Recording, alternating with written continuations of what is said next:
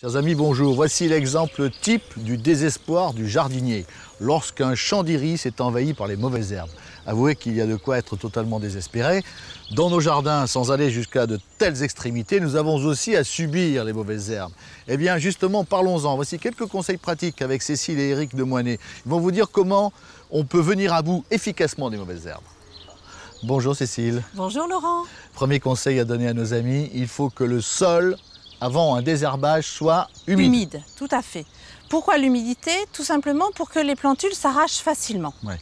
Donc s'il n'a pas plu, parce qu'on peut désherber après une pluie, s'il n'a pas plu, on arrose. On arrose tout simplement et ensuite on prend La fameuse binette. La fameuse binette, car l'outil à choisir, c'est la binette. La binette pour quelle raison?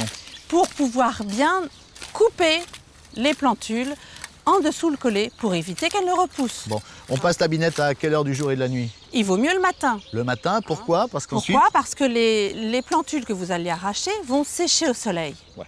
Et alors elles vont sécher pendant la journée et c'est là qu'intervient le deuxième outil. La griffe. La griffe. Vous allez non seulement ramasser les mauvaises herbes qui auront séché, mais ensuite, et surtout... vous allez décompacter votre sol et l'ameublir. On va ameublir et décompacter le sol. Donc deux outils, travailler le matin, travailler après la pluie. Et voici maintenant notre petit truc, celui de Cécile et d'Eric.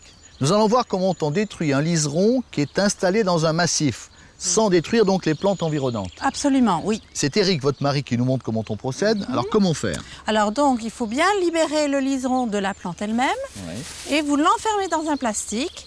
Et à l'intérieur du plastique, vous traitez avec un désherbant afin de ne pas toucher les autres plantes. Et oui, c'est effectivement le plastique qui va servir de protection. De protection, On referme l'ensemble et on laisse mourir. Et voilà, c'est terminé. Merci Cécile, au revoir à tous. Au revoir Laurent.